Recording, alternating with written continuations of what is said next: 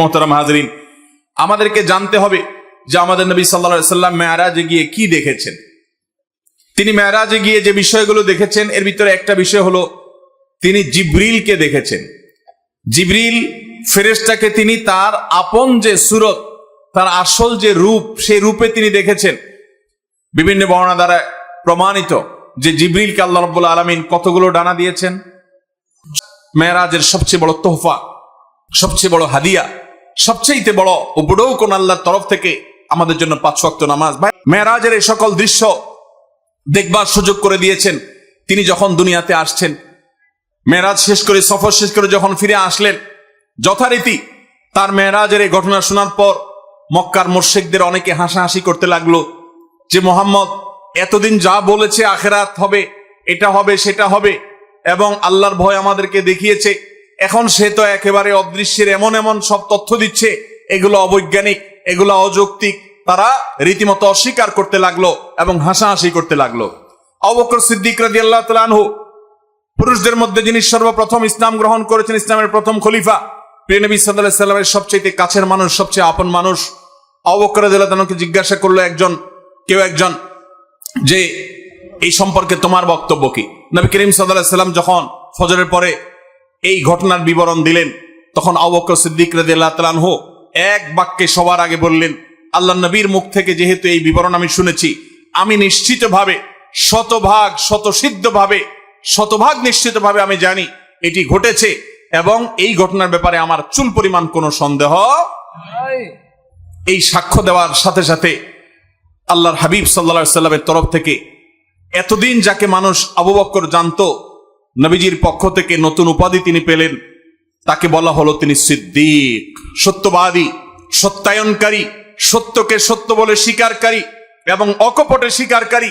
সবার আগে যিনি নবীর নবুয়তকে পুরুষদের মধ্যে স্বীকার করে নিয়েছেন, সবার আগে যিনি নবীর মেরাজের এই অলৌকিকত্বকে স্বীকার করেছেন, বিশ্বাস করেছেন, ঈমান এনেছেন, আল্লাহ রাব্বুল আলামিন তাকে সিদ্দিকের এই উপাধি পাওয়ার তৌফিক দিয়েছেন।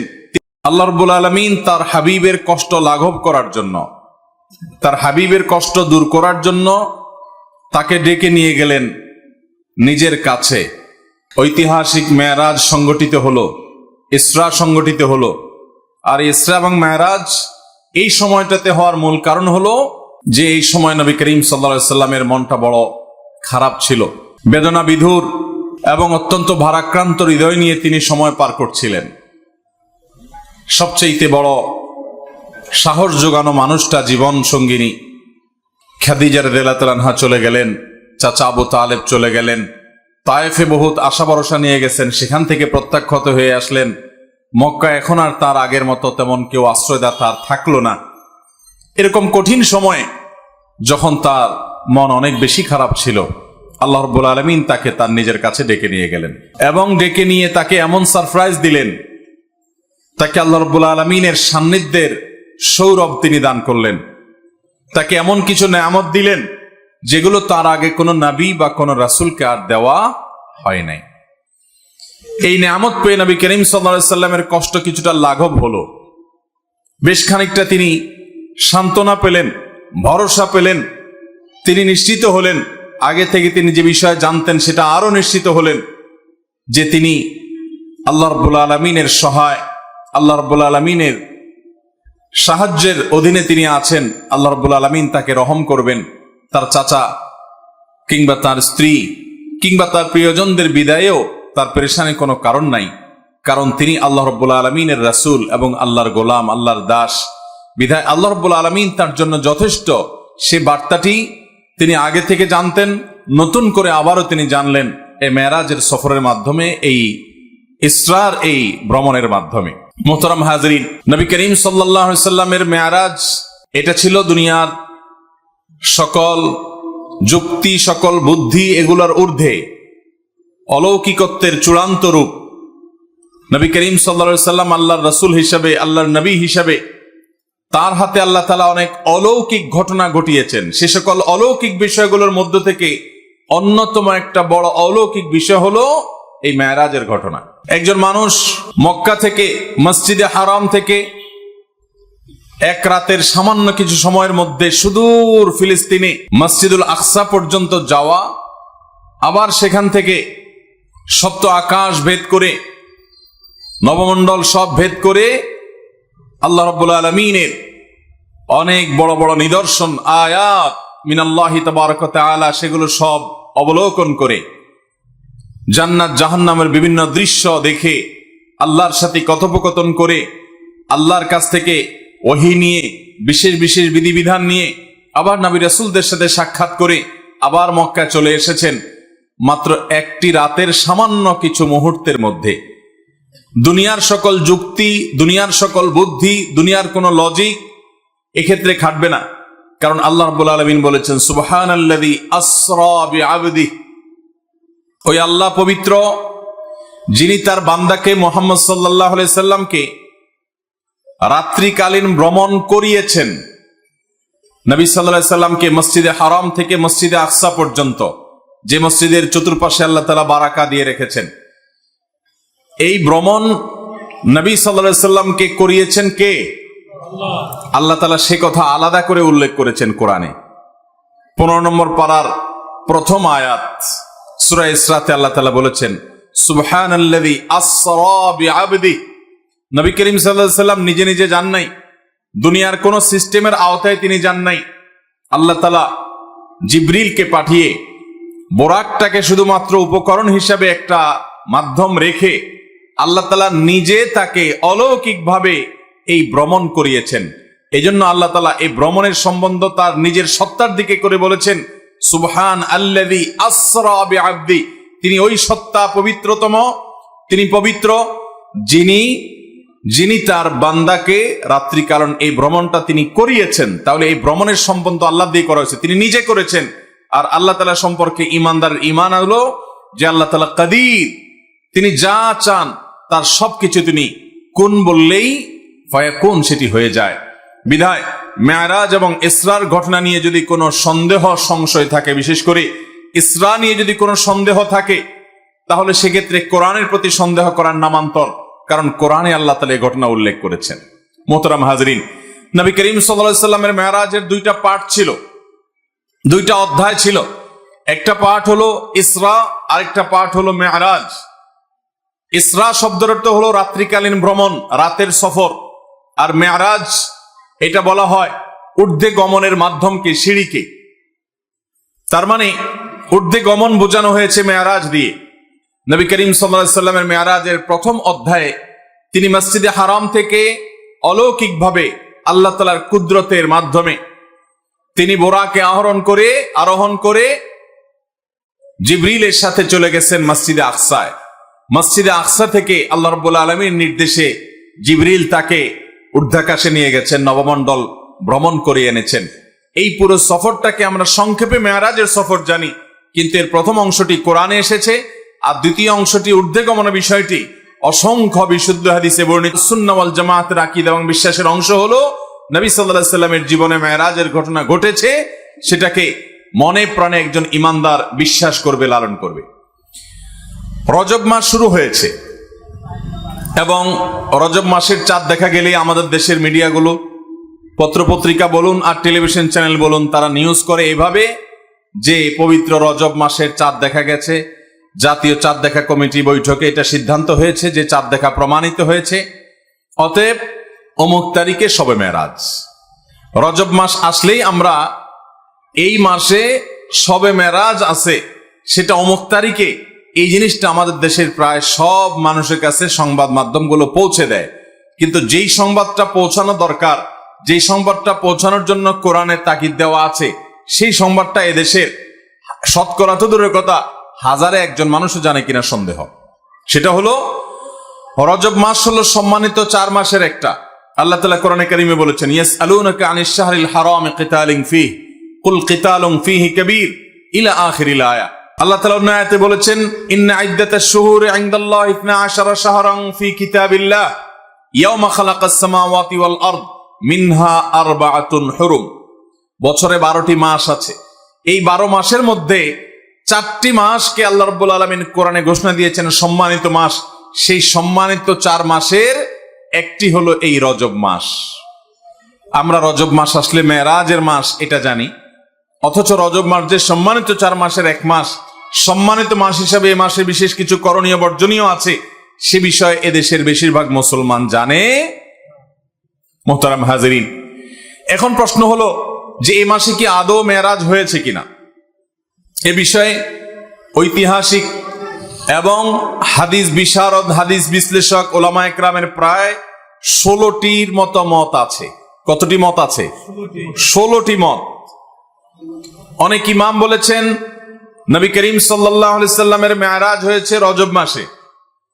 এর মধ্যে নির্দিষ্ট করে 27শে রজব, এই রাতে, 27তম রাত রজব মাসের এই রাতে মেরাজ হওয়ার কথা বলেছেন ইমাম আব্দুল গনি আল মাকদিসি রাহিমাহুল্লাহ সহ আরো কয়েকজন হাতে গোনা ইমামগণ।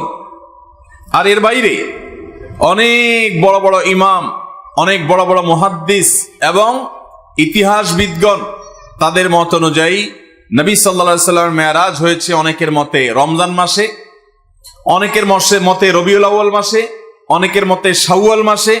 এক একজন এক এক মত দিয়েছেন এবং সেটি নবী সাল্লাল্লাহু আলাইহি সাল্লামের হিজরতের 1 বছর আগে হয়েছে, এই মতটি বেশিরভাগ মুহাদ্দিস এবং ওলামাদের মত। আবার অনেকে হিজরতের 4-5 বছর আগে হওয়ার মত দিয়েছেন।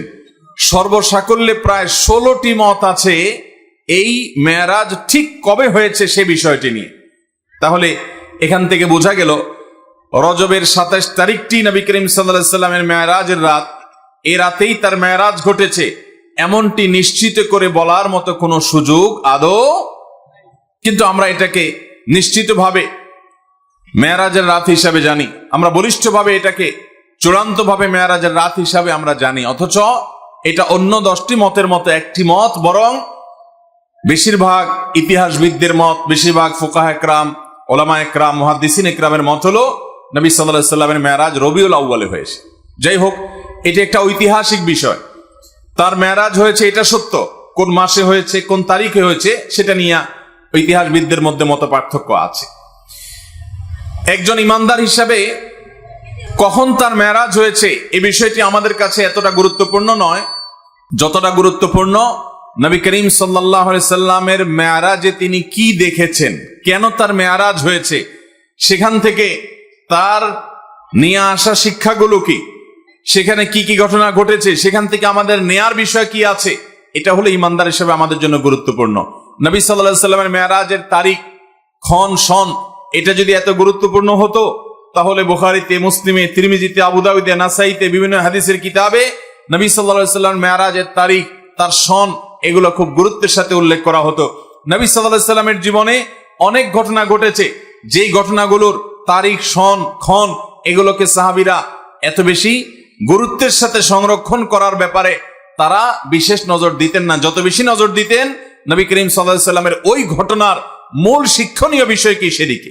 অতএব মুহতারাম হাজিরিন, আমাদেরকে জানতে হবে যে আমাদের নবী সাল্লাল্লাহু আলাইহি সাল্লাম মেরাজে গিয়ে কি দেখেছেন।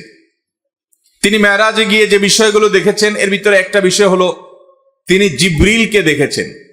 জিবরিল ফেরেশতাকে তিনি তার আপন যে সুরত, তার আসল যে রূপ, সেই রূপে তিনি দেখেছেন। বিভিন্ন বর্ণনা দ্বারা প্রমাণিত যে জিবরিলকে আল্লাহ রাব্বুল আলামিন কতগুলো ডানা দিয়েছেন? 600 ডানা, এবং তার এক একটি ডানা এক প্রান্ত থেকে অপর প্রান্ত যতদূর মানুষের চোখ যায় ততদূর পর্যন্ত বড়।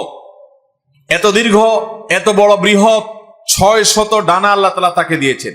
জিবরিলের যে আসল রূপ, মহা সৃষ্টি আল্লাহ তাআলার, যে জিবরিল আয়াতুম মিন আয়াতিল্লাহ, আল্লাহর অসংখ্য নিদর্শনের মধ্যে জিবরিলের অস্তিত্ব একটা নিদর্শন। এটিকে নবী সাল্লাল্লাহু আলাইহি সাল্লাম মেরাজে তার আসল রূপে দেখার সুযোগ পেয়েছেন, এটি ছিল একটি। নবী করিম সাল্লাল্লাহু আলাইহি সাল্লামের মেরাজে তিনি আরো যা দেখেছেন তার মধ্যে দ্বিতীয় হলো বোরাক তিনি দেখেছেন। বোরাক একটি বাহন।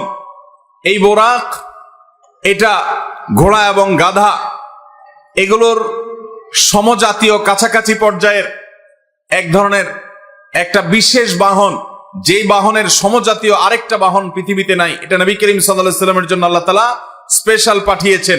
যদিও আল্লাহ তাআলা চাইলে তাকে সরাসরি উপরে তুলে নিতে পারতেন, কিন্তু আদ-দুনিয়া বিল ওয়াসাইল লা বিল ফাদাইল, দুনিয়াতে সবকিছু ওসিলা এবং মাধ্যম দিয়েই হয়। এজন্য আল্লাহ তাআলা এই বাহনটা ব্যবহার করেছেন। আল্লাহ তাআলা এই বাহনের মুখাপেক্ষী না, এটা ছাড়াও তিনি তার বান্দাকে নিতে পারতেন। তো এই বোরাকের সাক্ষাৎ নবী সাল্লাল্লাহু আলাইহি সাল্লামের সাথে হয়েছে। আমাদের দেশে অনেক ঘর বাড়িতে দেখবেন, অনেক দোকানে দেখবেন বিভিন্ন বড় বড় এরকম ছবি টাঙানো আছে, যে ছবিতে লেখা আছে নবীজির বোরাক, সে বোরাকের আবার দুইটা ডানাও আছে, দেখছেন আপনারা?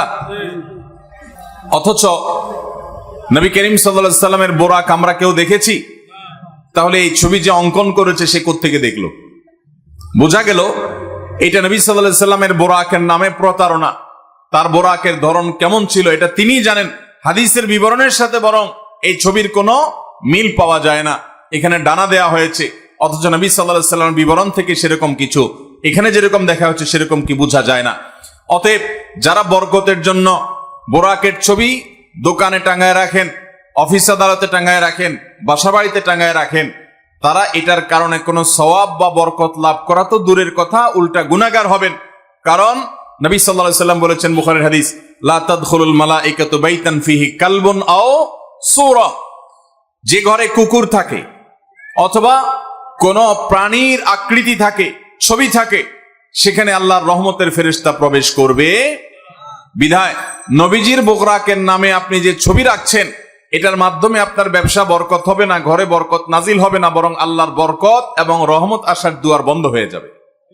আল্লাহ তাআলা আমাদেরকে নেক্সট সূরাতে শয়তানের এই ধোঁকা থেকে বেঁচে থাকার তৌফিক দান করুন। আমিন।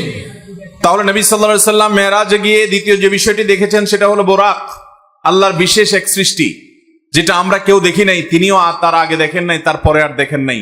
একটা বিশেষ সৃষ্টি, বিশেষ একটা বাহন, যেটার উপরে করে আল্লাহ তাআলা তাকে ভ্রমণ করিয়েছেন, রাত্রিকালীন ভ্রমণ। তৃতীয়ত তিনি যা দেখেছেন তা হলো তিনি প্রতিটি আসমানে আল্লাহর একজন বিশেষ নবীর সাথে সাক্ষাৎ করেছেন। আল্লাহর যে সমস্ত নবীরা দুনিয়া থেকে বিদায় হয়ে গেছেন, মারা গেছেন, নবীগণ দুনিয়া থেকে চলে যাওয়ার পরও একটা বিশেষ হায়াত, বিশেষ একটা জীবন তারা লাভ করেন। আল্লাহ রাব্বুল আলামিন তাদেরকে অদৃশ্যের জগতে সে অলৌকিক ভাবে এক এক আসমানে আল্লাহ তাআলা এক একজন নবীর সাথে নবী করিম সাল্লাল্লাহু আলাইহি সাল্লাম আমাদের রাসূলের সাক্ষাৎ ঘটিয়েছেন। তিনি প্রথম আসমানে দেখেছেন আদম আলাইহিস সালামকে, দ্বিতীয় আসমানে দেখেছেন ঈসা এবং ইয়াহইয়া আলাইহিস সালামকে, তৃতীয় আসমানে দেখেছেন আল্লাহ নবী ইউসুফ আলাইহিস সালামকে, চতুর্থ আসমানে দেখেছেন আল্লাহ নবী ইদ্রিস আলাইহিস সালামকে, পঞ্চম আসমানে দেখেছেন আল্লাহ নবী হারুন আলাইহিস সালামকে, ষষ্ঠ আসমানে দেখেছেন আল্লাহ নবী মুসা আলাইহিস সালামকে, আর 7 নম্বর আসমানে দেখেছেন আল্লাহর আরেক নবী এবং খলিল আল্লাহর রাসূল ইব্রাহিম আলাইহিস সালামকে। তো আল্লাহ তাআলা আমাদের প্রিয় নবী সাল্লাল্লাহু আলাইহি সাল্লামকে এতজন উলুল আজমি মিনার রাসূল, বড় বড় রাসূলের সাথে, আল্লাহর বড় বড় নেককার বান্দাদের সাথে, নবীদের সাথে, যারা দুনিয়াতে আল্লাহর মিশন নিয়ে তাওহীদের দাওয়াত নিয়ে এসেছেন, বহু গ্লানি পোহায়েছেন, তাদের সাথে আমাদের নবীজি সাক্ষাতের সুযোগ করে দিয়েছেন। তিনি তাদের সাথে পরামর্শের সুযোগ পেয়েছেন, তাদের কাছ থেকে অভিজ্ঞতা শেয়ার করার সুযোগ পেয়েছেন, তাদের নসিহা নেওয়ার সুযোগ পেয়েছেন। তারা তাকে অভিবাদন জানিয়েছেন, তাকে ওয়েলকাম জানিয়েছেন, আল্লাহর শ্রেষ্ঠ রাসূল, শ্রেষ্ঠ নবী হিসেবে তাকে তারা সম্মান দিয়েছেন।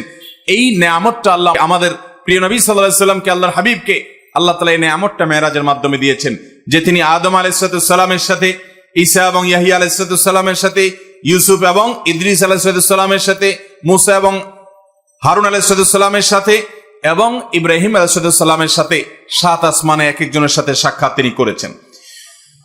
চতুর্থত আমাদের নবী করিম সাল্লাল্লাহু আলাইহি সাল্লাম মেরাজে যা দেখেছেন সেটা হলো আল্লাহ তাআলা সূরা কাউসারে বলেছেন, ইন্না আ'তাইনাকাল, হে রাসূল আমি আপনাকে দান করেছি কাউসার। কাউসার শব্দের অর্থ হলো অধিক কল্যাণ, প্রভূত কল্যাণ। এখানে হাউজে কাউসারও বোঝানো হতে পারে। হাউজে কাউসার যেটি আল্লাহ তাআলা আমাদের নবীজিকে দিবেন কিয়ামতের ভয়াবহতম দিনে, যেদিন পিপাসায় মানুষের প্রাণ ওষ্ঠাগত হওয়ার উপক্রম হবে, কিন্তু মৃত্যু তো আর হবে না। সেই ভয়াবহ কঠিন সময়ে আল্লাহ রাব্বুল আলামিন তার হাবিবকে হাউজে কাউসার দান করবেন, এবং হাউজে কাউসারে অজস্র পরিমাণে এটা থেকে পান করার জন্য পাত্র থাকবে, তার তত্ত্বাবধানে সেখান থেকে পানি পান করানো হবে। তিনি তার উম্মতের মধ্য থেকে যারা সুন্নাহকে আঁকড়ে ধরেছে, বিদআত থেকে যারা দূরে থেকেছে, শিরক থেকে যারা দূরে থেকেছে, তাওহীদ যারা মজবুত করেছে, আকীদা ঈমান যারা বিশুদ্ধ করেছে, প্রতিটা আমলে সুন্নাতে রাসূলকে জেনে জেনে আমল করেছে, বিদআতকে ছুঁড়ে ফেলে দিয়েছে, এ আল্লাহর বান্দাদের জন্য যারা নবী সাল্লাল্লাহু আলাইহি সাল্লামের দুনিয়া থেকে যাওয়ার পর তার দ্বীনের মধ্যে পরিবর্তন করে নাই, কোন রকম বিদআত সংযোজন করে নাই, কোন বিয়োজন করে নাই, এই মানুষগুলোকে নবী সাল্লাল্লাহু আলাইহি সাল্লাম সেদিন হাউজে কাউসার থেকে পানি পান করাবেন। সেই হাউজে কাউসার আল্লাহ রাব্বুল আলামিন মেরাজে নিয়ে জিবরিলের মাধ্যমে নবীজিকে দেখিয়েছেন, তাকে দেখার সুযোগ করে দিয়েছেন যে এই সেই হাউজ, যে হাউজ আপনাকে দান করা হবে কিয়ামতে ভয়াবহ সময়ে আপনি যখন মানুষকে পানি পান করাবেন, সেটা তিনি মেরাজ অবলোকন করেছেন। ঠিক একইভাবে নবী করিম সাল্লাল্লাহু আলাইহি সাল্লাম মেরাজে জাহান্নামের যে দারোয়ান, যার নাম হলো মালিক, সে মালিক দারোয়ানের সাথে সাক্ষাৎ, জাহান্নামের প্রধান প্রহরী, তার সাথে সাক্ষাৎ নবী সাল্লাল্লাহু আলাইহি সাল্লাম মেরাজে হয়েছে। বাইতুল মামুর নামে একটা মসজিদ, একটা ঘর আছে যেটা সপ্ত আসমানের উপরে, এবং যেটা বাইতুল্লাহ, যেটা মক্কাতে মসজিদুল হারাম, এই মসজিদুল হারাম কাবা ঘরের ঠিক বরাবর উপরে একেবারে সপ্ত আকাশের ঊর্ধ্বে বাইতুল মামুর নামক এই মসজিদ সেখানে স্থাপিত আছে। এই মসজিদে প্রতিবারে 70,000 ফেরেশতা প্রবেশ করেন আল্লাহর ইবাদতের জন্য। যারা একবার ঢুকেন তারা ইবাদত করে বের হওয়ার পর আর তারা ঢুকেন না, নতুন 70,000 ঢুকে। আল্লাহ তাআলার ফেরেশতা কত অগণিত, তাদের সংখ্যা কত বেশি, সেটা একমাত্র আল্লাহ ভালো জানেন। এখান থেকে কিছুটা আঁচ এবং অনুমান করা যায়। সেই বাইতুল মামুরে নবী করিম সাল্লাল্লাহু আলাইহি সাল্লামকে আল্লাহ তাআলা যাওয়ার এবং সেখানে উপস্থিত হওয়ার সুযোগ দিয়েছেন মেরাজের মাধ্যমে। ঠিক একইভাবে নবী করিম সাল্লাল্লাহু আলাইহি সাল্লামকে আল্লাহ তাআলা সিদরাতুল মুনতাহা, সেখানে আল্লাহ তাআলা যাওয়ার সুযোগ দিয়েছেন এবং জান্নাত দেখার সুযোগ দিয়েছেন, জাহান্নাম দেখার সুযোগ দিয়েছেন। জাহান্নামের কিছু চিত্র, জাহান্নামের কিছু মক বা ডামি দৃশ্য নবী সাল্লাল্লাহু আলাইহি সাল্লামকে আল্লাহ দেখিয়েছেন। জান্নাতের কিছু চিত্র, কিছু দৃশ্য নবী সাল্লাল্লাহু আলাইহি সাল্লামকে আল্লাহ তাআলা দেখিয়েছেন। দাজ্জালের সাথে সাক্ষাৎ হয়েছে। এরকম আরো বহু জিনিস আল্লাহ নবী সাল্লাল্লাহু আলাইহি সাল্লাম মেরাজের এই সফরে তিনি দেখেছেন, আল্লাহ তাআলা তাকে দেখিয়েছেন। নবী আলাইহিস সালাম এই সমস্ত আল্লাহর কুদরত, আল্লাহর সমস্ত আয়াত দেখার পর দুনিয়াতে তার সেই আমাল হুজুন, তার যে পেরেশানির বছরের যে পেরেশানি, তার স্ত্রী হারার যে বেদনা, তার সহায় হারা চাচা হারা যে বেদনা, তায়েফের মানুষের কষ্ট দেওয়ার যে বেদনা, মক্কার মানুষের কাছ থেকে নিগৃহীত হওয়ার যে বেদনা, এই সকল বেদনা লাঘব হয়ে নতুন করে আর আল্লাহর তরফ থেকে ঈমানের চার্জ নিয়ে তিনি আবার পূর্ণদমে দুনিয়াতে এসে আবারও দাওয়াতি কাজ চালু করতে পেরেছেন, আরম্ভ করতে পেরেছেন। এটা ছিল আল্লাহ তাআলার পক্ষ থেকে তার হাবিবের প্রতি, তার রাসূলের প্রতি মস্ত বড় ইহসান এবং দয়া। আল্লাহ রাব্বুল আলামিন আমাদেরকে প্রিয় নবী সাল্লাল্লাহু আলাইহি সাল্লামের এই মেরাজ থেকে শিক্ষাগুলো গ্রহণ করার তৌফিক দান করুন। আমিন। মোহতারাম হাজরিন, নবী করিম সাল্লাল্লাহু আলাইহি সাল্লামের মেরাজের পথে তার প্রথম অংশে তিনি মসজিদে হারাম থেকে, মক্কা থেকে মসজিদুল আকসায় গিয়েছেন। মসজিদুল আকসায় কি ঘটেছিল সে সম্পর্কে নবী আলাইহিস সালাম থেকে বর্ণিত বিশুদ্ধ হাদিসের আলোকে আমরা যা জানি, তার খোলাসা এবং সার নির্যাস হলো যে তাকে যখন জিবরিল মসজিদে হারাম থেকে নিয়ে গেলেন মসজিদে আকসায়, যেই মসজিদে আকসা এমন একটা জায়গায় অবস্থিত যে ফিলিস্তিন, যে মসজিদে আকসার মাটি, আম্বিয়া এবং রসুল, বহু নবী রাসূলগণ এই মসজিদে আকসায় সালাত আদায় করেছেন। এটার ইমাম ছিলেন, এটার তত্ত্বাবধায়ক ছিলেন, এটার দায়িত্বশীল ছিলেন, এখানে নামাজ পড়েছেন, এখানে ইবাদত বন্দি করেছেন, এই মহল্লায় বসবাস করেছেন, এই মহল্লায় তাদের কবর আছে। সেই সুলাইমান আলাইহিস সালাম, দাউদ আলাইহিস সালাম, জাকারিয়া আলাইহিস সালাম, বহু নবী রাসূলগণকে, ঈসা আলাইহিস সালাম, বহু নবী রাসূলগণকে আল্লাহ রাব্বুল আলামিন এই মসজিদে আকসায় রেখেছেন। আল্লাহ তাআলা মক্কাতে শুধুমাত্র আমাদের প্রিয় নবী সাল্লাল্লাহু আলাইহি সাল্লামকেই পাঠিয়েছেন। এবং আমরা ঐতিহাসিক ঘটনা জানি বিভিন্ন হাদিসের আলোকে, বুখারীর বর্ণনার আলোকে, যে আল্লাহ রাব্বুল আলামিনের নির্দেশে ইব্রাহিম আলাইহিস সালাম তিনি ইরাক থেকে বিভিন্ন প্রান্ত ঘুরে ফিলিস্তিনে গিয়েছেন। আল্লাহ নির্দেশ করলেন যে তুমি তোমার স্ত্রী এবং সন্তান ইসমাইলকে নিয়ে রেখে আসো মক্কায়। তিনি রেখে আসলেন মক্কায়। মক্কা আবাদ হলো। সেই বংশধরে তাদের মধ্য থেকে আল্লাহ রাব্বুল আলামিন আমাদের প্রিয় নবী সাল্লাল্লাহু আলাইহি সাল্লামকে পাঠালেন। তো তিনি আসছেন একমাত্র ইসমাইল আলাইহিস সালামের বংশে, আর বাকি নবী রাসূলগণের বেশিরভাগ প্রায় সবাই আসছেন ইব্রাহিম আলাইহিস সালামের আরেক ছেলে ইসহাকের বংশে, ইসহাক আলাইহিস সালামের বংশে। তাদের অবস্থান ছিল মসজিদুল আকসা। আল্লাহ তাআলা চেয়েছেন আমাদের নবীকে সম্মান দিতে, মর্যাদা দিতে। আল্লাহ তাআলা চেয়েছেন অন্য নবীদের সঙ্গে তার সাক্ষাৎ হোক। তো আল্লাহ তাআলা তাকে মসজিদে আকসা নিয়েছেন, যেটা কোরআনের 15 নম্বর পারার প্রথম আয়াত। আল্লাহ বলেছেন সুবহানাল্লাযী আসরা বিআবদিহি লাইলাম মিনাল মাসজিদিল হারামি ইলাল মাসজিদিল আকসা আল্লাযী বারাকনা হাওলাহু লিনুরিয়াহু মিন আয়াতিনা। আল্লাহ বলেছেন যে তিনি তার বান্দাকে রাত্রিকালীন ভ্রমণ করিয়ে মসজিদে হারাম থেকে মসজিদে আকসায় নিয়ে গেছেন। যেই মসজিদে আকসার চতুর্পাশে আল্লাহ তাআলা বরকত দিয়ে রেখেছেন। আল্লাহ কিছু কুদরত দেখাতে চেয়েছেন, সেজন্য তিনি সেখানে নিয়ে গেছেন। সেখানে জিবরিলের সাথে যাওয়ার পর দেখলেন যে সমস্ত নবীগণ, সমস্ত রাসূলগণ, তারা কেউ রুকুতে আসেন, কেউ সিজদায় আসেন। তারা তো দুনিয়া থেকে চলে গেছেন। আল্লাহ রাব্বুল আলামিন তাদের রূহকে মসজিদে আকসায় পাঠিয়েছেন, কিভাবে কোন উপায়ে তাদেরকে তিনি রেখেছেন তার একমাত্র ইলম আল্লাহ তাআলা ভালো জানেন। শুধু হাদিসের বর্ণনা থেকে আমরা এটুকু জানি যে বিভিন্ন নবীকে, বিভিন্ন রাসূলকে আমাদের নবী সাল্লাল্লাহু আলাইহি সাল্লাম মসজিদে আকসা দেখেছেন, কেউ রুকুতে, কেউ সিজদায়, কেউ দাঁড়িয়ে আল্লাহ ইবাদত বন্দেগী করছে। এরপর একটা পর্যায়ে আজান হলো এবং সবাই সারিবদ্ধভাবে দাঁড়িয়ে অপেক্ষা করছেন জামাতে সালাত আদায় হবে। ইমামতি কে করবে? যে ব্যক্তি ইমামতি করবে সে সবচেয়ে শ্রেষ্ঠ, যে সবচাইতে জ্ঞানী, যে সবচাইতে বেশি কেরাত জানেন, ইলম রাখেন, সেই ব্যক্তি ইমামতি করবে। নবী আলাইহিস সালামের হাদিসও আছে, ওয়ালিয়া উম্মুকুম আকরাউকুম আও আলামুকুম, তোমাদের মধ্যে সবচেয়ে বেশি ইলম যারা আছে, সবচেয়ে বেশি কোরআনের জ্ঞান যারা আছে, সেই ইমামতি যেন করে। তো এখন নবীগণ সবাই অপেক্ষা করছেন যে ইমামতি কে করবে। সবাই অপেক্ষমান, কেউ ইমামতি করতে যাচ্ছেন না, কেউ কাউকে সাধছেও না। ঠিক এমন সময় জিবরিল আলাইহিস সালাম আল্লাহর হাবিব সাল্লাল্লাহু আলাইহি সাল্লামকে, আমাদের প্রিয় নবী সাল্লাল্লাহু আলাইহি সাল্লামকে নিয়ে এসে হাজির হলেন এবং তাকে জিবরিল বললেন, আপনি সামনে যান, ইমামতি করেন। তখন আমাদের নবীজির ইমামতিতে, তার নেতৃত্বে সমস্ত নবী রাসূলগণ মসজিদে আকসাতে সালাত আদায় করলেন। আর এইভাবে আল্লাহ রাব্বুল আলামিন প্রমাণ করলেন যে তিনি সাইয়্যিদুল আম্বিয়া ওয়াল মুরসালিন, সকল নবী এবং রাসূলদের শ্রেষ্ঠ এবং সেরা, যার কারণে তাকে দিয়ে আল্লাহ তাআলা সবার ইমামতি করেছেন সাল্লাল্লাহু আলাইহি ওয়াসাল্লাম। মুহতারাম হাজরিন, এরপরে নবী করিম সাল্লাল্লাহু আলাইহি ওয়াসাল্লামকে আল্লাহ রাব্বুল আলামিন জাহান্নাম এবং জান্নাতের বিশেষ কিছু দৃশ্য দেখিয়েছেন মেরাজের সফরে। সেগুলো কি ছিল? জাহান্নামের বিশেষ কিছু আযাব, বিশেষ কিছু শাস্তি আল্লাহ রাব্বুল আলামিন নবী সাল্লাল্লাহু আলাইহি সাল্লামকে দেখিয়েছেন। এই শাস্তিগুলো সেই সকল অপরাধের, যে অপরাধগুলো অন্য অনেক অপরাধের চাইতে অনেক বেশি ভয়াবহ। এর মধ্যে একটা হলো গীবত। একবার নবী করিম সাল্লাল্লাহু আলাইহি সাল্লাম এই মেরাজের সফরের কোন একটা মুহূর্তে তিনি জিবরিলের সাথে যাচ্ছেন। জিবরিল তাকে দেখালেন যে এ হলো জাহান্নাম, যেখানে আল্লাহর অবাধ্যরা, পাপিষ্ঠরা, যাদেরকে এই ঠিকানায় আসতে হবে, অনন্তকাল কাফেররা এখানে জ্বলতে থাকবে, শাস্তি হতে থাকবে, মৃত্যু হবে না, শুধু শাস্তি এবং কষ্ট ভোগ করতে থাকবে। এর মধ্যে জাহান্নামের একটা দৃশ্য নবী সাল্লাল্লাহু আলাইহি সাল্লাম এর চোখে পড়লো। তিনি দেখতে পেলেন যে কিছু লোক, তাদের হাতে অনেক বড় বড় নখ। এই নখগুলো সাধারণ কোনো নখ নয়, এগুলো লোহা পিতলের নখ, অনেক বড় বড়।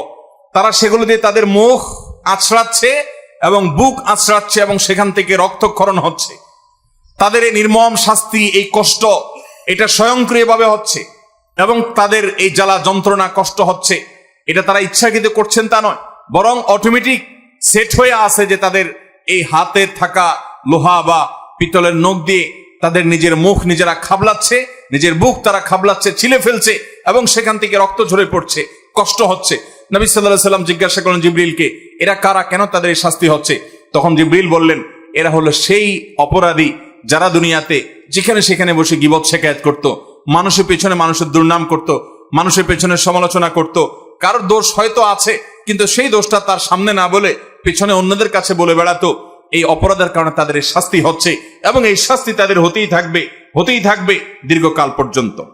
এরপর নবী সাল্লাল্লাহু আলাইহি সাল্লাম জাহান্নামের আরেকটা দৃশ্য দেখতে পেলেন যে কিছু মানুষ তাদের জিহ্বাকে জাহান্নামের কেচি, আগুনের কেচি দিয়ে কাটা হচ্ছে, বারবার কাটা হচ্ছে, আবার জোড়া লেগে যাচ্ছে, আবার কাটা হচ্ছে, আবার জোড়া লেগে যাচ্ছে।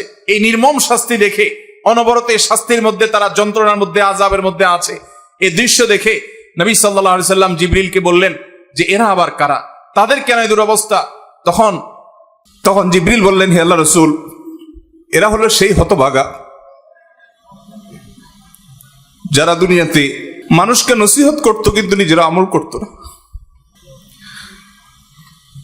যারা মানুষকে অনেক ভালো ভালো কথা বলতো কিন্তু সে ভালো কথার উপর আমল করত না।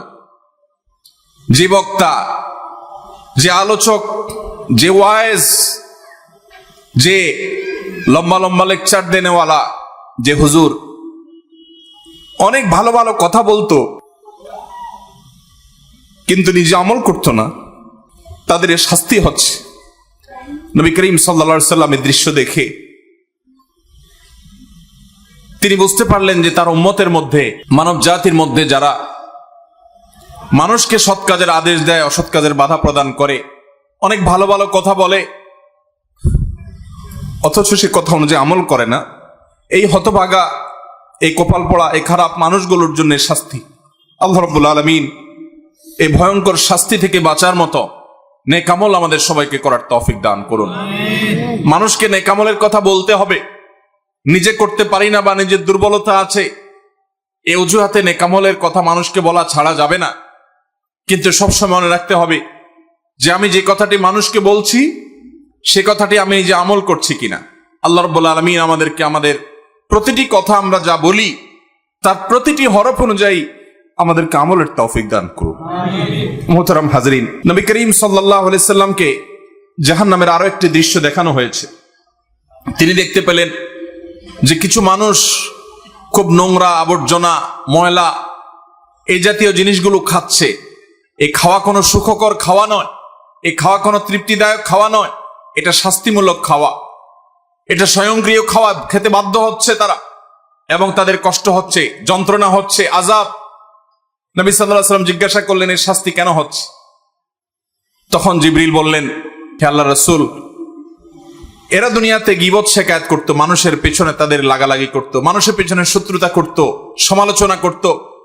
হয়তো কেউ চায়ের দোকানে বসে, কেউ হয়তো বাড়িতে এক মহিলা আরেক মহিলার পেছনে, হয়তো এক দোকানদার অন্য দোকানের পেছনে, হয়তো বা একজন আলেম আরেক আলেমের পেছনে, এক মানুষ অন্য মানুষের পেছনে ষড়যন্ত্র করত, দোষ চর্চা করত, গীবত করত।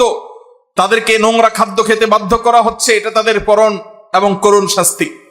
ঠিক একইভাবে নবী সাল্লাল্লাহু আলাইহি সাল্লামকে দেখানো হলো যে কিছু মানুষ রক্তের নদীতে হাবুডুবু খাচ্ছে, তাদেরকে প্রস্তর দ্বারা নিক্ষেপ করা হচ্ছে এবং তারা ওই কঠিন শাস্তির মধ্যে নিপতিত। জিজ্ঞাসা করা হলো এই পরিণতির কারণ কি?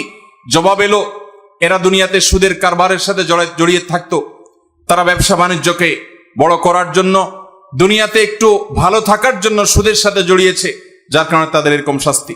নবী করিম সাল্লাল্লাহু আলাইহি সাল্লামকে জাহান্নামের এরকম বিশেষ কিছু শাস্তির দৃশ্য আল্লাহ রাব্বুল আলামিন দেখালেন। এখানে একটা প্রশ্ন আসতে পারে যে জাহান্নামে তো মানুষ কিয়ামতে বিচার হবে, পুলসিরাতে পার হওয়ার ব্যাপার হবে, তার আগে মিজানের পাল্লে আমল মাপা হবে, তারপরে মানুষ জান্নাতীরা জান্নাতে যাবে, জাহান্নামীরা জাহান্নামে যাবে। কিন্তু নবী সাল্লাল্লাহু আলাইহি সাল্লাম এখনই, আজ থেকে প্রায় 1450 বছর আগে তিনি মেরাজে কিভাবে জাহান্নামের লোক দেখলেন? জাহান্নামে তো কেউ এখনো যাই নাই, কিভাবে দেখলেন? এর উত্তর হলো, প্রথমত এটা আলমুল গায়বের বিষয়, অদৃশ্যের জগতের বিষয়। অদৃশ্যের জগতের এই রূপ সম্পর্কে আমরা আমাদের দৃশ্যমান জগতের সাথে যদি তুলনা করি, এটার সাথে যদি আমরা মিলিয়ে সেটাকে আমরা বোঝার চেষ্টা করি, সেটা ভুল হবে। দ্বিতীয় কথা হলো যে এটা হয়তো বা কোনো মগ বা কোনো দামি টাইপের ছিল, যে এরকম দৃশ্য হবে সেরকম একটা চিত্র নবী সাল্লাল্লাহু আলাইহি ওয়াসাল্লামের সামনে শুধুমাত্র উপস্থাপন করা হয়েছে, যেটার বাস্তবায়ন হবে অনেক পরে। বাকি এর প্রকৃত অবস্থা কি ছিল সেটা একমাত্র আল্লাহ তাআলা ভালো জানেন। যখন অসংখ্য বিশুদ্ধ হাদিসে বর্ণিত হয়, তখন ঈমানদার হিসাবে সেটিকে আমাদের অস্বীকার করবার কোনো সুযোগ থাকে না, বরং সেটা সত্য, মহাসত্য। একজন ঈমানদার সেটি বিশ্বাস করবে। বিধায় নবী সাল্লাল্লাহু আলাইহি ওয়াসাল্লামের মেরাজে জাহান্নামের এই সমস্ত দৃশ্য তিনি দেখেছেন। জান্নাতের একটা বিশেষ চিত্রের কথা তার এক হাদিসে উঠে এসেছে। জান্নাতে নবী করিম সাল্লাল্লাহু আলাইহি ওয়াসাল্লামকে আল্লাহ রাব্বুল আলামিন জিবরিলের মাধ্যমে জান্নাতের কিছু দৃশ্য দেখিয়েছেন। এর মধ্যে জান্নাতে মিশক আম্বরের মাটি, যে মাটির সবটুকুই মিশক আম্বর দিয়েই তৈরি, পুরো মাটিটাই মিশক আম্বরের মাটি, এটা আল্লাহ তাআলা তাকে দেখিয়েছেন। এবং দেখিয়েছেন আল্লাহ রাব্বুল আলামিন তাকে মণিমুক্তা দিয়ে তৈরি করা গম্বুজ। জান্নাতের আরো বহু জিনিস আল্লাহ তাআলা তাকে দেখিয়েছেন। এর মধ্যে একটা বিশেষ ঘটনা নবী আলাইহিস সালাম পরবর্তীতে বলেছেন বেলাল রাদিয়াল্লাহু তাআলা আনহুকে। তিনি বললেন, বেলাল, আমি জান্নাতে গিয়ে তোমার পায়ের আওয়াজ, তুমি জুতা পরে যখন হাঁটো কেমন আওয়াজ হয় আমি জানি। পরিচিত মানুষ যারা, একান্ত কাছের মানুষের পায়ের হাঁটার আওয়াজ কেমন হয় সেটা মুখস্থ হয়ে যায় মানুষের। নবী সাল্লাল্লাহু আলাইহি সাল্লাম বলেছেন, বেলাল, আমি জান্নাতে আমি দেখেছি যে আমার আগে আগে তুমি হাঁটছো এরকম মনে হচ্ছিল এবং তোমার পায়ের জুতার আওয়াজ আমি শুনতে পেলাম। বেলাল, আমাকে বলো তুমি কি আমল করো?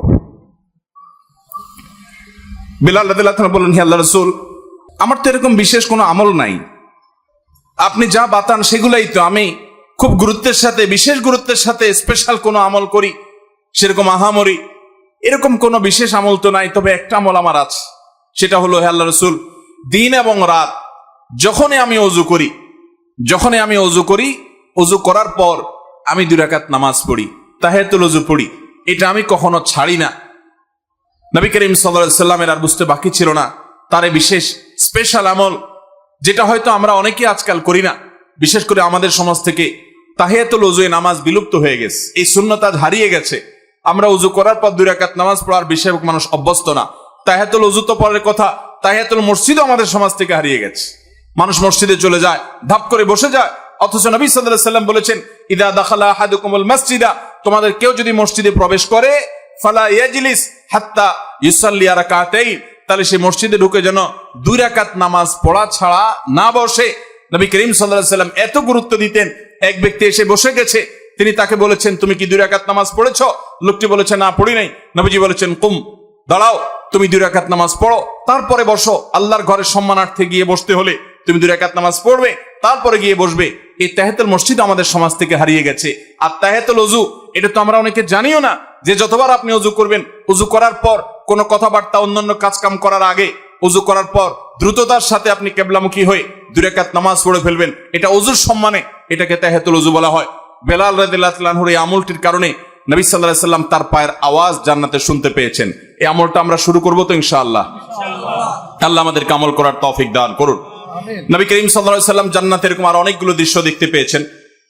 আমরা এরপরে জানবো যে নবী করিম সাল্লাল্লাহু আলাইহি ওয়াসাল্লাম মেরাজ শেষ করে, মেরাজের প্রাককালে, মেরাজের মধ্যে নবী সাল্লাল্লাহু আলাইহি ওয়াসাল্লামের জীবনের সবচেয়ে বড়, মেরাজের পুরো সফরের মধ্যে সবচেয়ে বড় ঘটনা কোনটা ঘটেছে? সবচেয়ে বড় ঘটনা ঘটেছে আল্লাহর পক্ষ থেকে সালাত বা নামাজের যে বিধান দিয়েছেন মেরাজে, এটা ছিল তার মেরাজের সবচাইতে ফোকাস পয়েন্ট, সবচাইতে গুরুত্বপূর্ণ ঘটনাবলীর অংশ। আল্লাহ রাব্বুল আলামিন নবী করিম সাল্লাল্লাহু আলাইহি ওয়াসাল্লাম যখন আল্লাহর কাছে গেলেন, আল্লাহর প্রশংসা ইত্যাদি নিবেদন করলেন, আল্লাহর কুদরত অবলোকন করলেন, আল্লাহর শুকরিয়া আদায় করলেন, তিনি যখন ফিরে আসছেন আল্লাহর অনুমতি নিয়ে, তখন আল্লাহ রাব্বুল আলামিন নবী করিম সাল্লাল্লাহু আলাইহি ওয়াসাল্লামকে 50 ওয়াক্ত নামাজ দিলেন, যে যাও তোমার উম্মতের জন্য 50 ওয়াক্ত নামাজ দেয়া হলো। প্রতিদিন রাত দিন 24 ঘন্টার ভিতরে 50 বার তারা নামাজ পড়বে, এটা ফরজ করে দেয়া হলো, তুমি এটা নিয়ে যাও। নবী আলাইহিস সালাম এটা নিয়ে আসছিলেন। প্রতিমধ্যে তার সাথে ষষ্ঠ আকাশে মুসা আলাইহিস, পঞ্চম আকাশে মুসা আলাইহিস সালামের সাথে সাক্ষাৎ। মুসা আলাইহিস সালাম বললেন যে, আমি বনি ইসরাইলের নবী হিসাবে, তাদের দায়িত্বশীল হিসাবে আমার অভিজ্ঞতার আলোকে বলছি, তোমার উম্মত দিন এবং রাত 24 ঘন্টার মধ্যে অন্যান্য কাজকাম সব করে এর ফাঁকে আবার 50 বার নামাজ, এটা তারা পড়তে পারবে না, এটা তাদের জন্য কষ্টকর হয়ে যাবে। অতএব তুমি আল্লাহর কাছে গিয়ে এই নামাজ একটু কমায় আনো। নবী সাল্লাল্লাহু আলাইহি ওয়াসাল্লাম আল্লাহর কাছে গেলেন, যা বললেন, আল্লাহ আমার উম্মতের জন্য এটা অনেক কষ্ট হয়ে যাবে, আপনি একটু কমায় দেন। আল্লাহ তাআলা তাকে 5 ওয়াক্ত কমায় 45 ওয়াক্ত দিলেন। এরপরে আবার আসলেন, মুসা আলাইহিস সালামের সাথে সাক্ষাৎ, তিনি আবারও বললেন একই কথা, আবার নবীজি ফিরে গেলেন, আল্লাহ তাআলা আরো 5 ওয়াক্ত কমায় দিলেন। এভাবে কমাইতে কমাইতে 9 বার আসা যাওয়া হলো এবং 5 9 45 ওয়াক্ত নামাজ কমানো হলো, থেকে গেল 5 ওয়াক্ত। এরপরে নবী সাল্লাল্লাহু আলাইহি ওয়াসাল্লাম মুসা আলাইহিস সালামের কাছে এসে বলল যে, আমি আর আল্লাহর কাছে কমানোর জন্য যেতে পারবো না, আমি বিব্রত বোধ করছি, ইতস্তত বোধ করছি যে একটা বিষয় কতবার কমাবো। 5 ওয়াক্ত আল্লাহ তাআলা নির্ধারণ করে আমাদের প্রিয় নবী সাল্লাল্লাহু আলাইহি ওয়াসাল্লামকে বলে দিয়েছেন, যাও মুহাম্মদ তোমার উম্মতকে জানিয়ে দাও, তারা যদি 5 ওয়াক্ত নামাজকে ঠিকঠাক মতো সময় মতো হক আদায় করে, সুন্দর করে আদায় করে, তো আল্লাহ রাব্বুল আলামিন তাদেরকে 50 ওয়াক্ত পড়লে যে পরিমাণ তারা সওয়াব পেত, আল্লাহ বলেছেন যে সেই পরিমাণ সওয়াব তাদেরকে আমি 5 ওয়াক্তের মাধ্যমে দেব। 5 ওয়াক্ত নামাজকে হক আদায় করে করবো তো ইনশাআল্লাহ।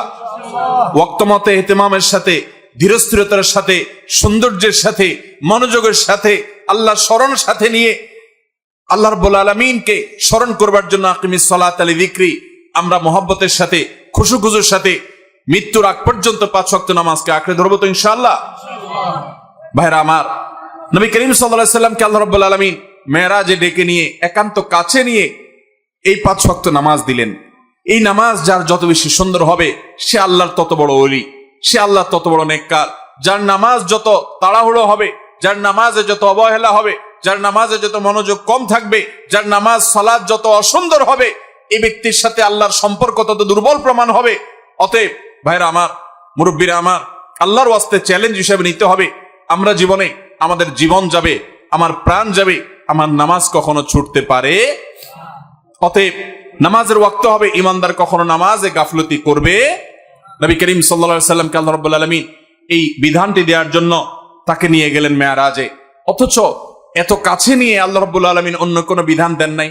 রোজার বিধান আল্লাহ তাআলা জিবরিলকে দিয়ে পাঠিয়ে দিয়েছেন, যাকাতের বিধান জিবরিলকে দিয়ে পাঠিয়ে দিয়েছেন, হজের বিধান আল্লাহ রাব্বুল আলামিন জিবরিলকে দিয়ে পাঠিয়ে দিয়েছেন।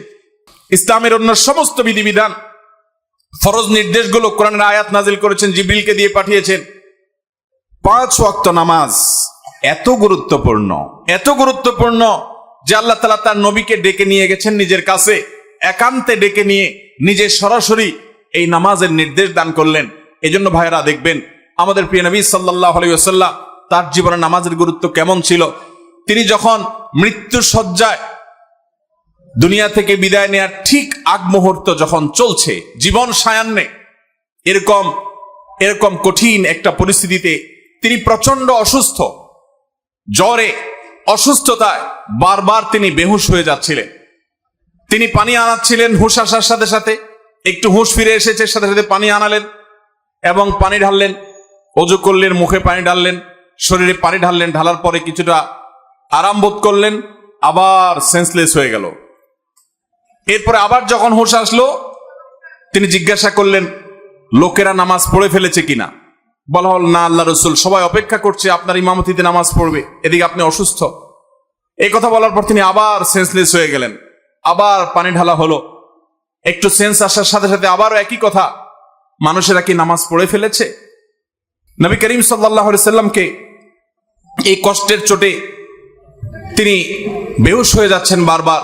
যখন এই পানি ঢেলে তাকে একটু আরাম দিয়ে একটু হুঁশে ফিরে আনা হচ্ছিল, হুঁশে আসার সাথে সাথে তার প্রশ্ন, সবাই নামাজ কি পড়ে ফেলেছে।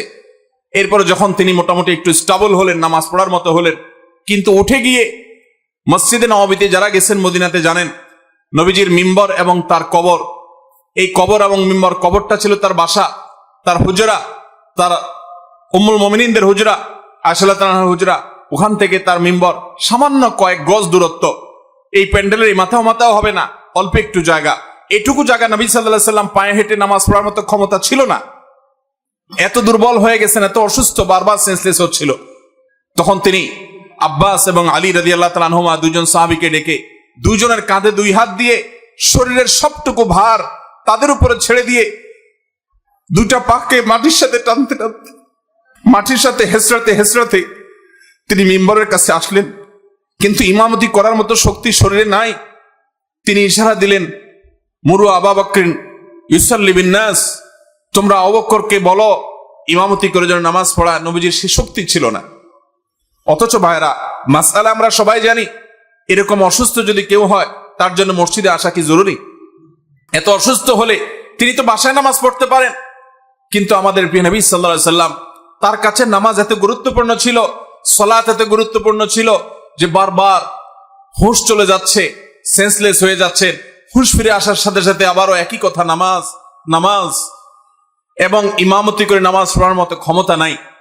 তারপরেও তিনি বাধ্য হয়ে, যখন আবু বকর রাদিয়াল্লাহু তাআলা আনহু হিম্মত করছিলেন না তার সামনে ইমামতি করার, তখন নবী সাল্লাল্লাহু আলাইহি সাল্লাম নিজে ইমামতি করলেন কষ্ট করে, এবং তার পিছনে সাহাবা একরাম জামাতের সাথে নামাজ পড়লেন। নামাজের গুরুত্ব দেখেন ভাইরা আমার।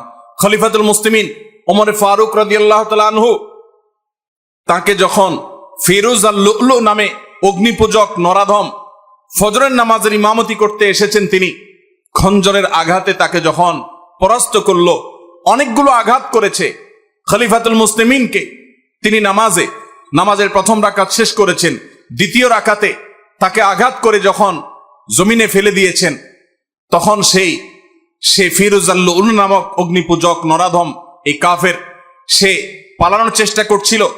সাহাবীরা তাকে থামানোর চেষ্টা যখন করেছে, বহু সাহাবীকে সে আঘাত করেছে।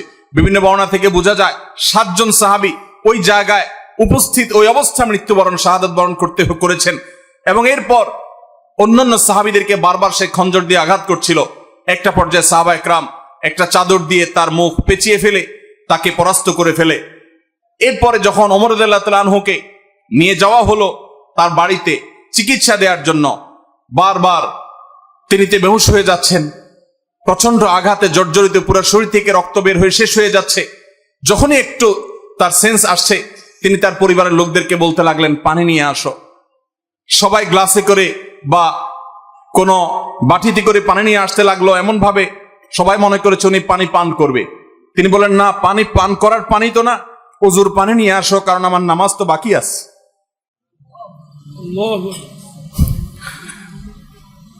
ওযু করে তারপরে লোকদেরকে নির্দেশ করলেন নামাজের আয়োজন করার জন্য। ভাইরা আমার, নামাজের গুরুত্ব আজ মুসলমান আমরা বুঝি না। আল্লাহ রাব্বুল আলামিনের কাছে এটা এত গুরুত্বপূর্ণ। আপনি দাঁড়িয়ে পড়তে পারবেন না বসে পড়বেন, বসে পড়তে পারেন না শুয়ে পড়বেন, ইশারায় পড়বেন, ওযু করতে পারেন না তায়াম্মুম করবেন। আপনার তায়াম্মুম করার ব্যবস্থাও যদি না থাকে, কোনো মাটি জাতীয় কিছু যদি আপনার হাতের কাছে না থাকে, তো ওই অবস্থায় আপনি নামাজ পড়বেন। সতর ঢেকে নামাজ পড়বেন। সতর ঢাকার মতো কোনো ব্যবস্থা যদি আপনার না থাকে, তাহলে ওই অবস্থায় আপনি বসে নামাজ পড়বেন। আপনি সমুদ্রে নিমজ্জমান, ওই অবস্থায় আপনি নামাজ পড়বেন। কিবলার দিকে ফিরে নামাজ পড়বেন। কিবলার দিকে ফিরতে পারেন না, তাহলে অনুমান করে কিবলার দিকে বা যেদিকে সম্ভব সেদিকে ফিরে সালাত আদায় করবেন। কিন্তু নামাজ মাফ নাই। যুদ্ধক্ষেত্রে পর্যন্ত সালাতের খৌফের বিধান আল্লাহ তাআলা কোরআন নাজিল করেছেন। সালাতুল খৌফ কি? সালাতুল খৌফ হলো যুদ্ধ চলছে রণাঙ্গনে, সম্মুখ যুদ্ধ, একেবারে মুখোমুখি আক্রমণ। এই মুহূর্তে নামাজের ওয়াক্ত হয়ে গেছে। নামাজ পড়তে গেলে শত্রুপক্ষ আক্রমণ করে সব শেষ করে ফেলবে।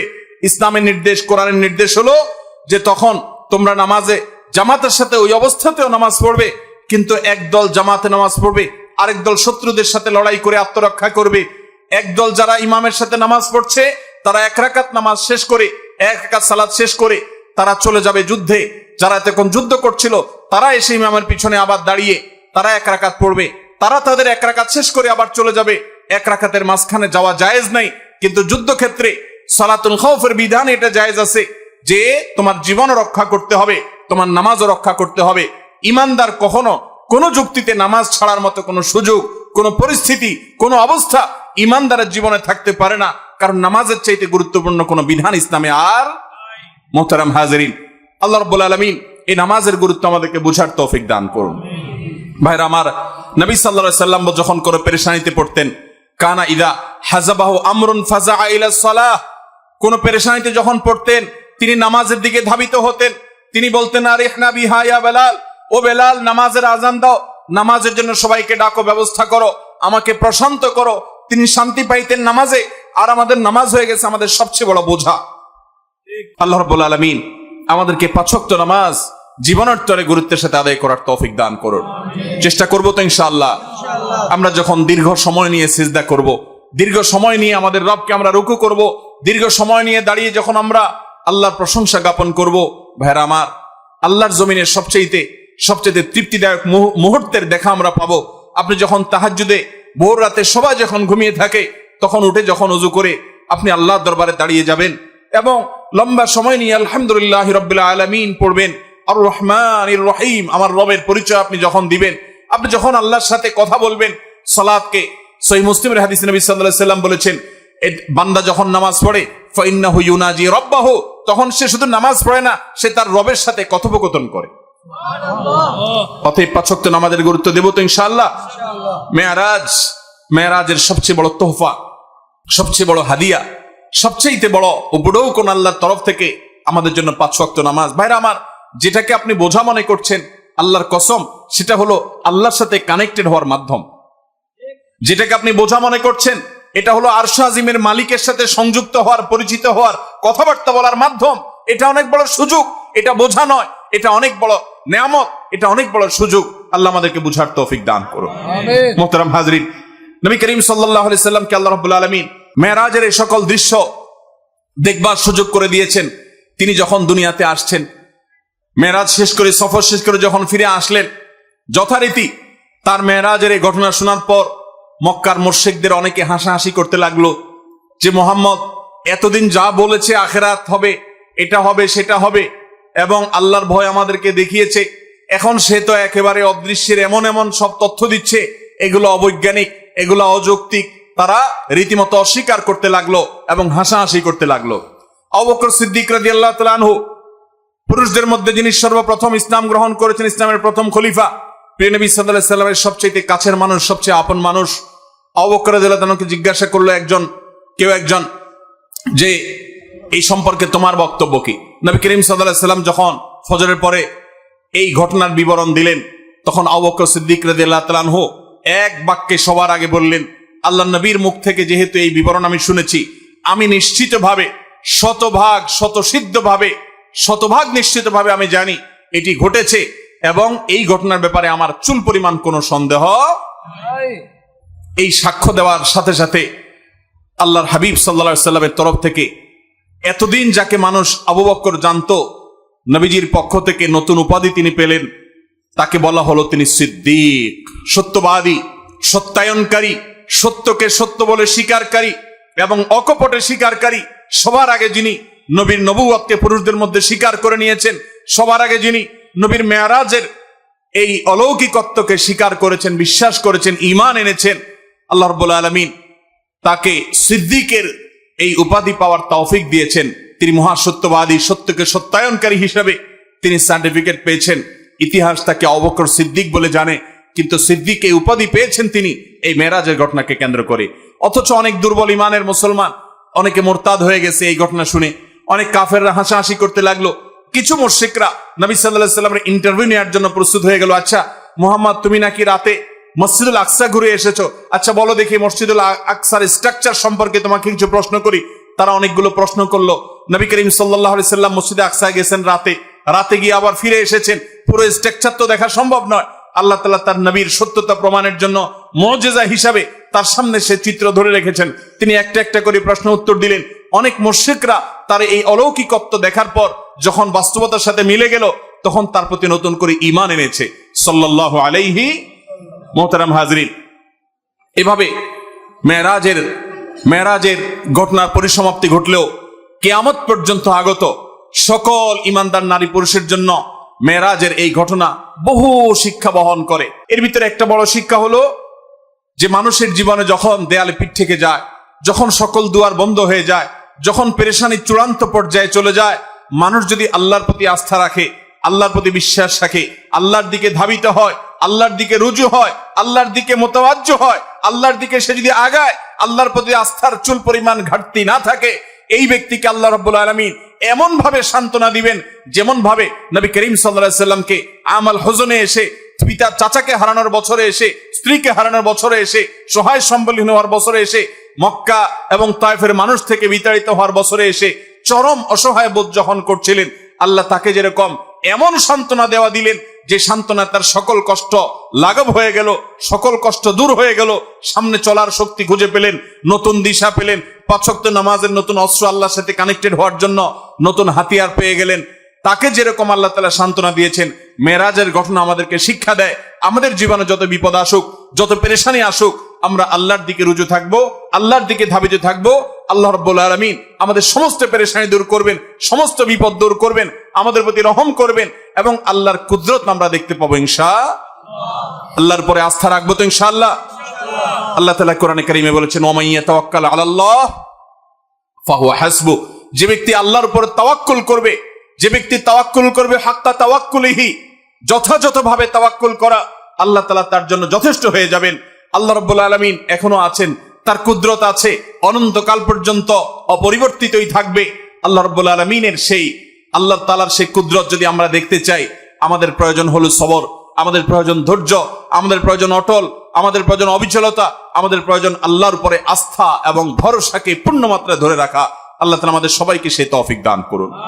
মেরাজের যে সকল বিষয় আমাদের শিক্ষা হিসাবে পাই, তার মধ্যে থেকে অন্যতম গুরুত্বপূর্ণ একটা বিষয় হলো 5 ওয়াক্ত নামাজ, যেটা বলছিলাম এতক্ষণ, যে এই নামাজটা এত গুরুত্বপূর্ণ নির্দেশ যে অন্য নির্দেশ দেওয়ার জন্য আল্লাহ নিজের কাছে ডেকে নেন নাই, কিন্তু এই নির্দেশ দেওয়ার জন্য আরশ আজিমের মালিক তার নিজের কাছে ডেকে নিয়ে গেছেন। এই নামাজ কখনো ছাড়বো? আল্লাহ আমাদের সবাইকে 5 ওয়াক্ত সালাত সারা জীবন গুরুত্বের সাথে আঁকড়ে ধরে রাখার তৌফিক দান করুন। চেষ্টা করবো তো ইনশাআল্লাহ। ভাইরা আমার, এর বাইরে রজব মাস, যে মাসটা শুরু হয়েছে, এই মাসে মেরাজের ঘটনা সংঘটিত হোক বা অন্য মাসে সংঘটিত হোক, ইতিহাস যেটাই থাকুক, ঘটিত হয়েছে, এটাই সংঘটিত হয়েছে, এটাই বড় কথা। তারপরও এই মাসের বিশেষ করণীয় আছে, বেশিরভাগ মুসলমানরা আমরা জানি না। এই মাসটা সম্মানিত 4 মাসের একটি মাস। আল্লাহ রাব্বুল আলামিন এই মাসকে সম্মান দিয়েছেন। সম্মানিত 4 মাসের বাকি 3 মাস কোনটা? বাকি 3টা ধারাবাহিক মাস, সালাসুন মুতাওয়ালিয়াত, 3টা ধারাবাহিক মাস।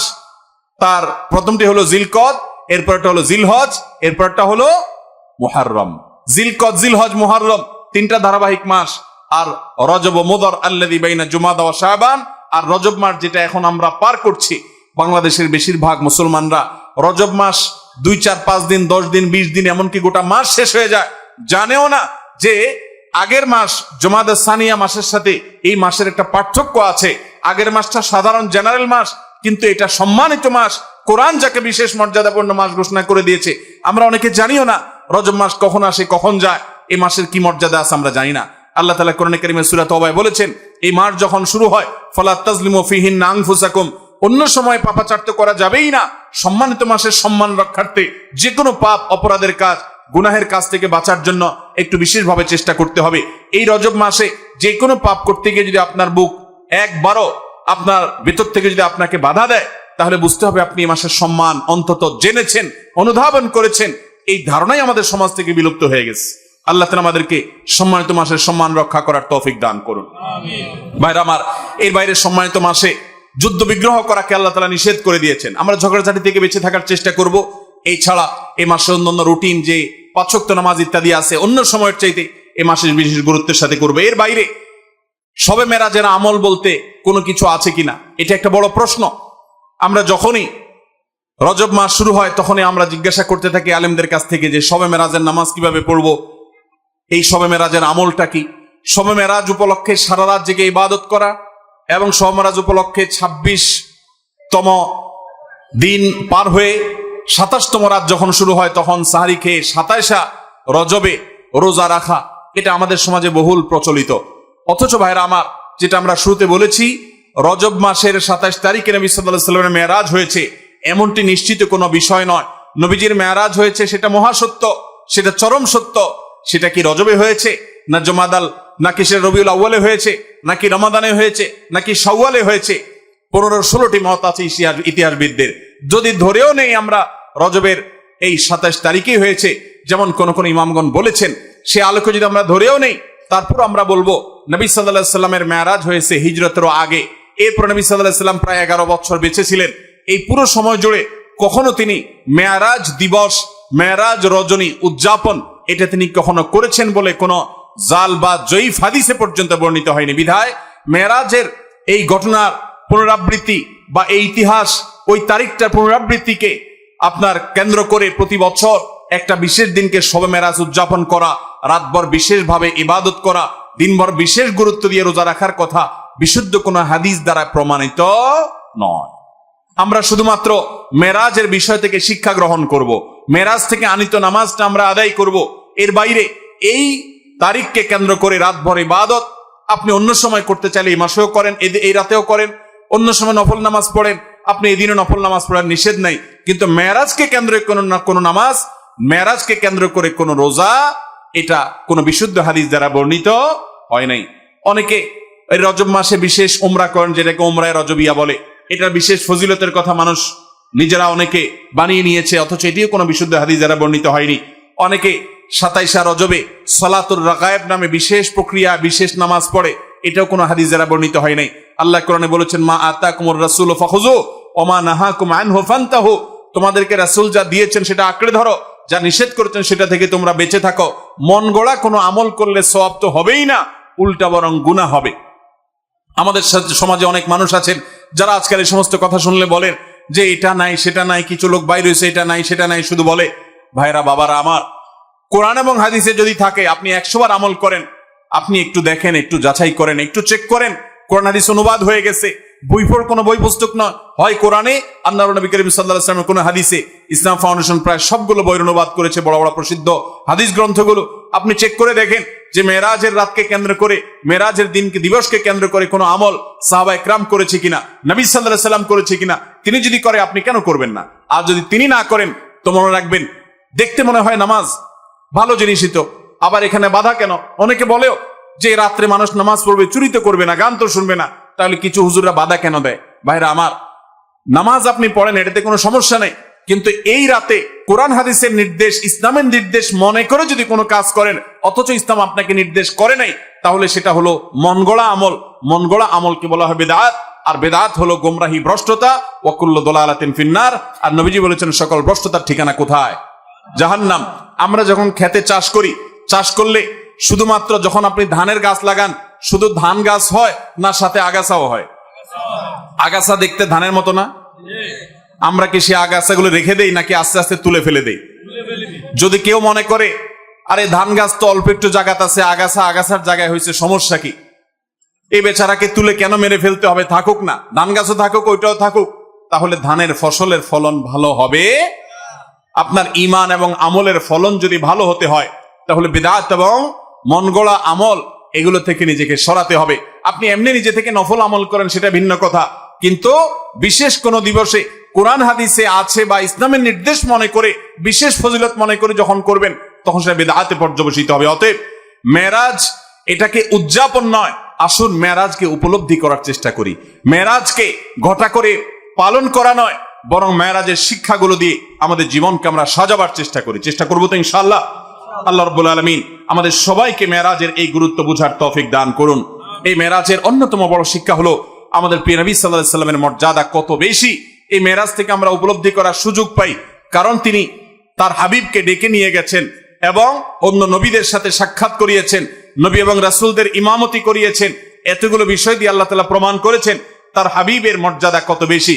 সেই সাথে মসজিদে আকসা এবং বাইতুল মাকদিসের যে মর্যাদা অনেক বেশি, সেটাও কিন্তু এই মেরাজের ঘটনা থেকে বোঝা যায় যে আল্লাহর হাবিবকে আল্লাহ তাআলা সেখানে প্রথমে নিয়ে গেছেন এবং বলেছেন কোরআনে যে তার চতুর্পাশে আল্লাহ তাআলা বারাকা দিয়েছেন। অতএব আমরা মেরাজের এই সকল শিক্ষাগুলো আমরা অর্জন করার চেষ্টা করবো তো ইনশাআল্লাহ, এই শিক্ষাগুলো ধারণ করবো তো আমরা ইনশাআল্লাহ। আল্লাহ আমাদেরকে তৌফিক দান করুন। মোহতারাম হাজরিন, মসজিদে আকসায় যদি কেউ এক রাকাত সালাত আদায় করে, বিভিন্ন রকম বর্ণনা আছে, কোন কোন বর্ণনা আছে আল্লাহ রাব্বুল আলামিন তাকে 500 রাকাত নামাজের সওয়াব দান করবেন। বহু নবী রাসূলগণ যে মসজিদের ইমাম ছিলেন, মুয়াজ্জিন ছিলেন, মুক্তাদি ছিলেন, সেই মসজিদে আল্লাহ রাব্বুল আলামিন জীবনের মৃত্যুর আগে আমাদেরকে একবার হলেও যাওয়ার তৌফিক দান করুন। অভিশপ্ত ইহুদিদের হাত থেকে দখল মুক্ত করে এই মসজিদকে মুসলমানদের অধীনে এনে মুসলমানদেরকে গোটা পৃথিবী থেকে যাওয়ার তৌফিক আল্লাহ তাআলা দান করুন। সবার চেষ্টা করবো তো ইনশাআল্লাহ। হাদা মা ইনদি ওয়াল ইলমু ইনদাল্লাহ ওয়া জাযাকুমুল্লাহু খায়রা ওয়াসসালামু আলাইকুম ওয়া রাহমাতুল্লাহি ওয়া বারাকাতুহু।